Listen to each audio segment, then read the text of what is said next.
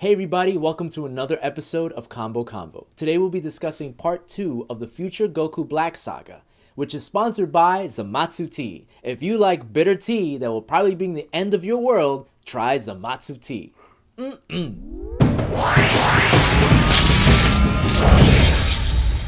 Part 2, Vic. So if you guys saw part 1 of the Future Goku Black Saga, this is part 2. So we'll be talking about episodes, I believe, 51 to 55. 51 through 55.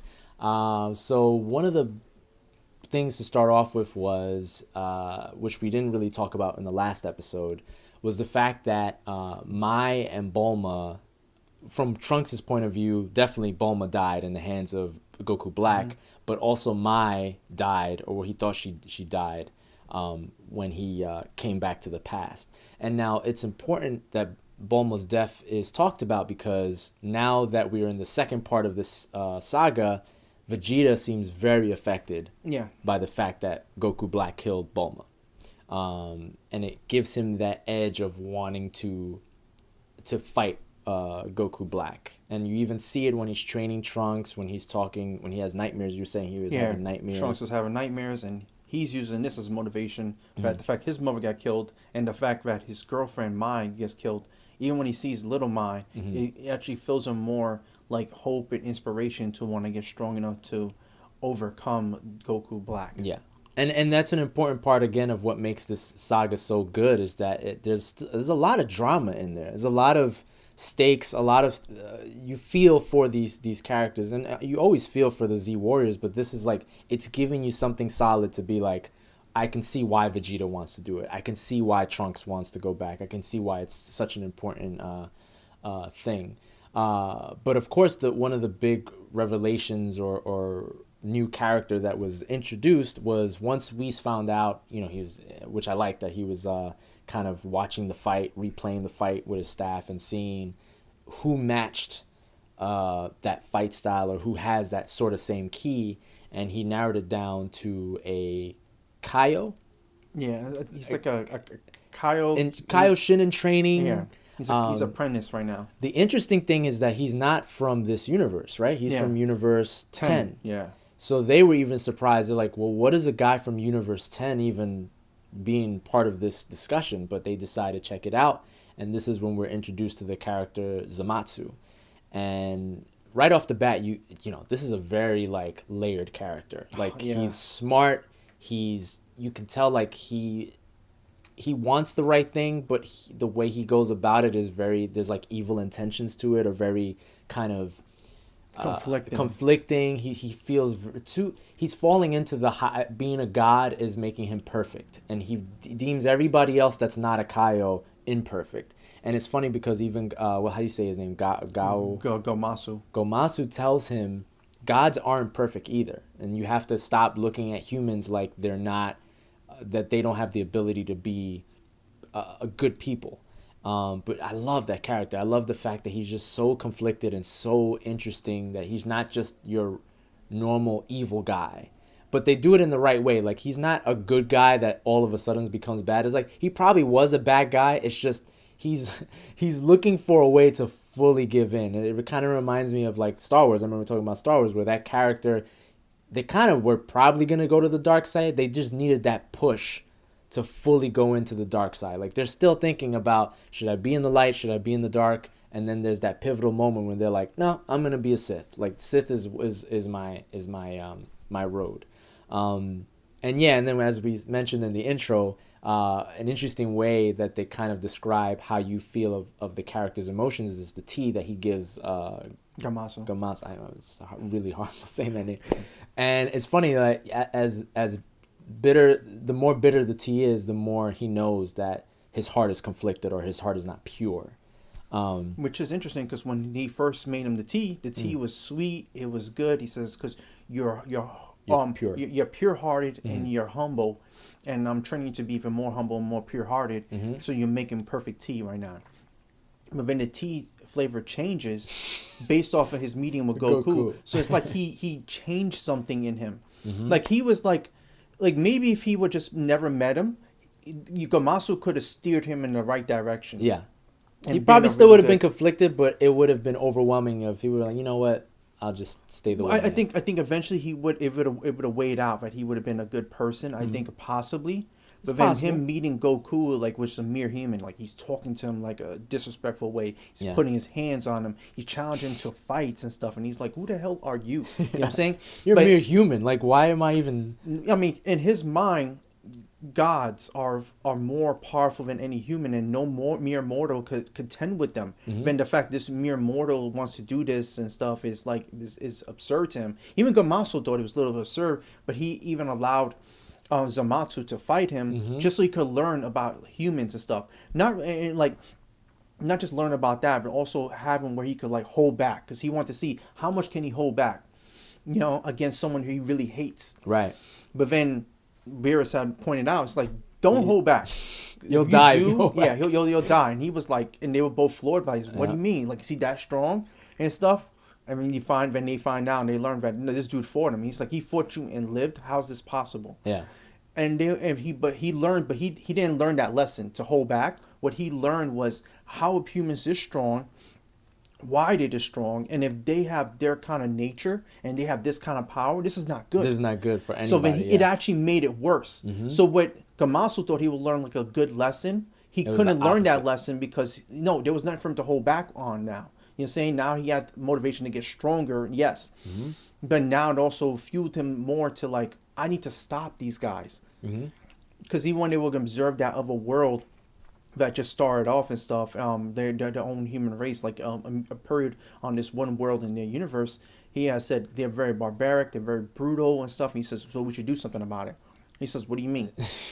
Well, Destroy we should, them. yeah, we should destroy them. He says, Yeah. no, I already told you, only God is allowed to destroy and affect God of worlds destruction, is the yeah. God of destruction. Yeah. As Kyles, we're allowed to observe, report, and just be watchers. It's kind of like when in Marvel, the Marvel universe with the Watchers, the Watcher, they're not allowed to interfere. They're like the Watchers of the Dragon Ball world. And they're allowed to help, but not in the way of destroying stuff. To like, create. To create. They can They help people create. get stronger. Yeah. They can do that. They can never destroy. Like a muse, you know what I'm saying? Yeah. And whatnot. Like they're supposed to be man's inspiration. Like they give him guidance. Like King Kai trains Goku to get stronger so he could protect Earth. Exactly. You know, and like this is what they do. Like they're more mentors, observers, and steering people in the right directions. Like Trunks has said, I got instructions from the Kyles Right. about Imagine Buu that helped me with that information that helped me defeat him. Right. So that's their purpose, but they're not allowed to interfere. But he has a different mentality. I mean, he's my favorite Yeah. character, not just in Dragon Ball Super, probably period.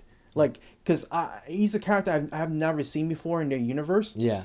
Like, Because usually we get the bad guys. Usually we get like their intentions are bad. They want to destroy the world, and that's pretty much it. There's no positive place they think they're coming from. It's Yeah. just pure domination. well, when you had the Cell character, was a little different. Like he was like Goku and Vegeta and Trunks, where he wanted to get strong. He wanted to prove how strong he was, but to the point where he didn't care about who he defeated in the and process. plus he was made by Gyros, and Gyro just wants destruction Yeah. of Goku anyway, so they kind of fall along that line. But this character here is just like, he's my favorite character. Yeah. I mean, I love the fact he's so dignified, so poised, and Mm-hmm. so arrogant and confident. Even when he fought Goku, like he was like, this ain't nothing. Even after what he heard and stuff, he didn't care. He dismissed it right away. Yeah.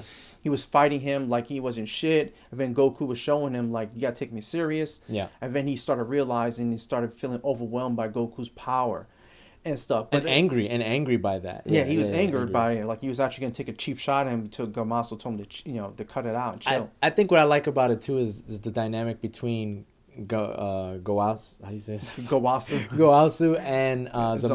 Zamatsu is they always have that intellectual battle. It's like The yin and yang. the yin and yang. It's like he's trying to show him why he's wrong, and Zamatsu's trying to show him why he's right. And there's always that conflict of just speaking to each other, and it's so fascinating to see like actual theories and beliefs in Dragon Ball Z, which is like, whoa, okay, this is kind of different. So it definitely added another level to the show. Their dialogue reminds me of like when Anakin's talking to like Obi-Wan Kenobi. Mm-hmm. Like he's trying to teach him like, wait a second, no, you can't do that. Like, do you not know this leads to the dark side? Mm-hmm. Like, I need you to be a good person. Like, I need you to be a good Jedi.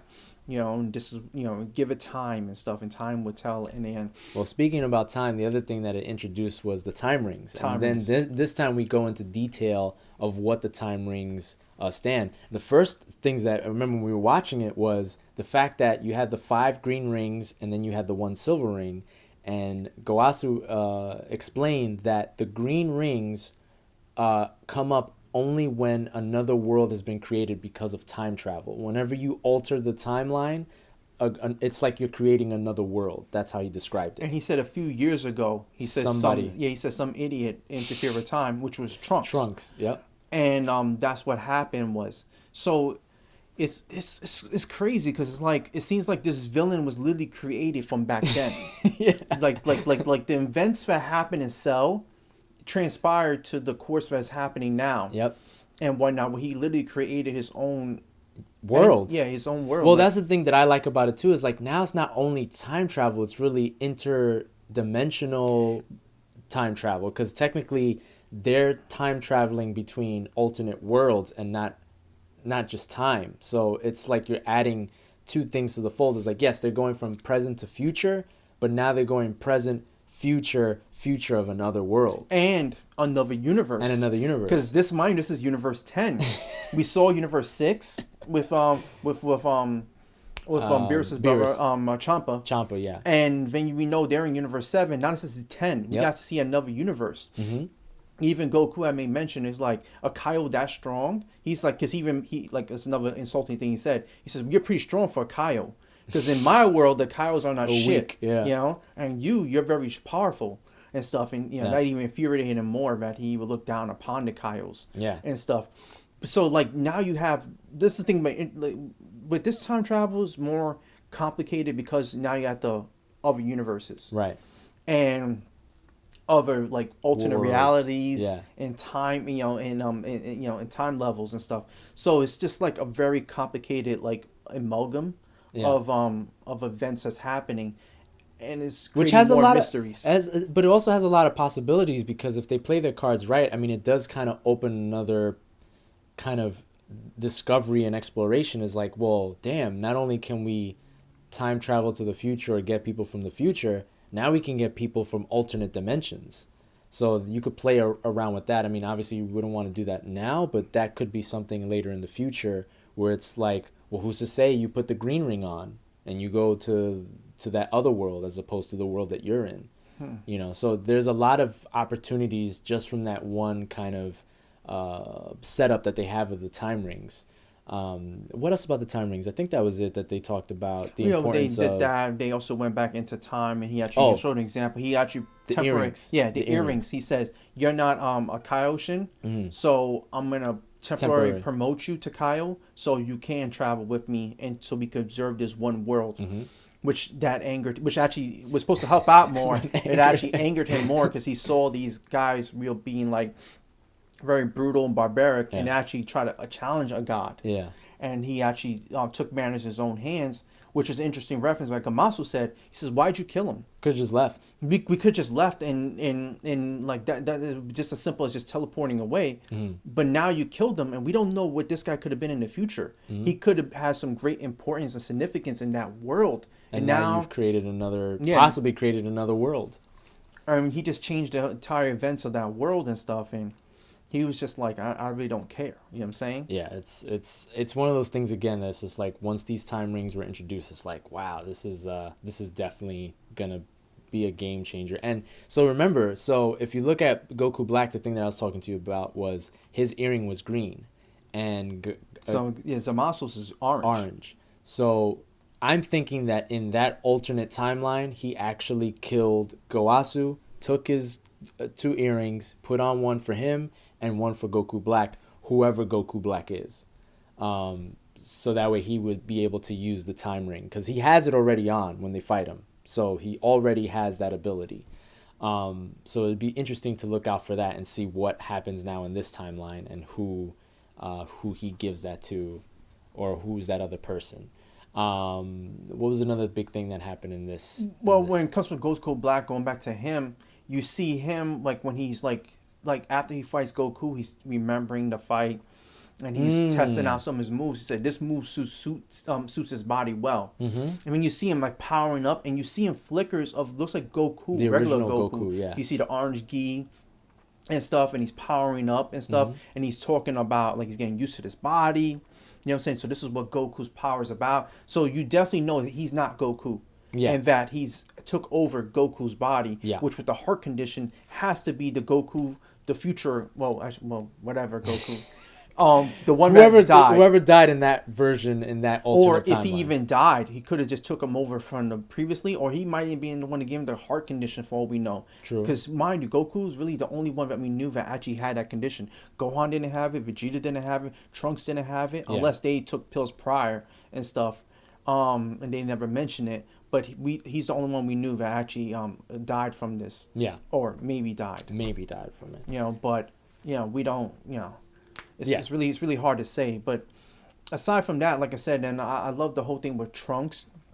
Like I said, he was at one point, for a second, brief moment, he was like, well, I can't catch up to Goku Black's power.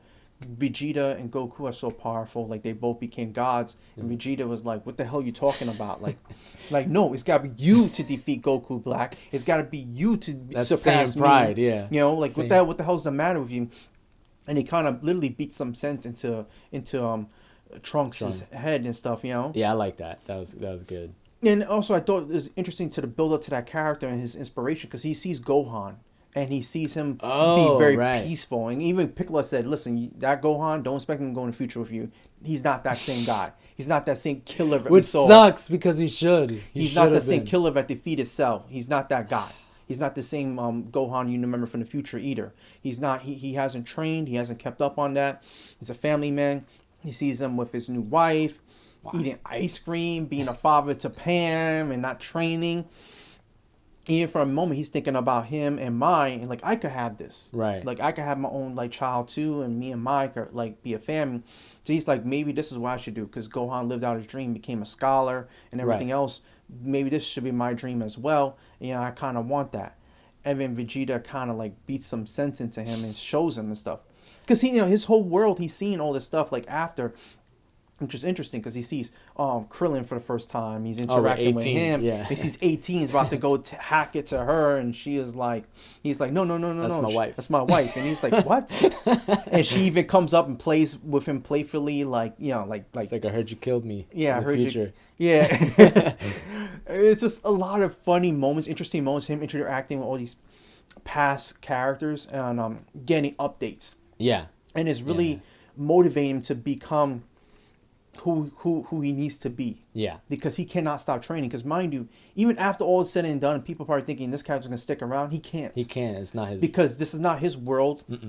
They already kind of established he's already messed up a lot of things that's already happened, that shouldn't have happened, that's happening now. Yeah. Not to mention with Bobby D coming around and Goku Black coming around, who's going to defend that future? So it's got to be him. So he has to get stronger on his own. So this is very important. And also I feel like it's also important for Little Trunks, because Little Trunks sees his future. Right, yeah. And now you kind of see him like emulating him a little bit. Like he grabs a sword, puts it in the back like he has a sword. He's in the pose, the cool guy's pose. He's really looking up to his future self, and he's like being really inspired by him and stuff. And he's also competing with him to get with Mai. Where he doesn't have to try, and she's all about him. And this kid's trying to mack it to her and stuff, and he's like, wait a minute, I got blue hair now? What happened there? Oh, that's the other thing too. That's like the weird thing. It's like now he has Bulma's hair color, like the future straight Trunks. Bulma hair color, yeah. When I remember, and then this one has like purplish hair, and meanwhile in the original series he had gray hair. It was like very light purple. It was like extremely light purple. Yeah, this one is like he's purple.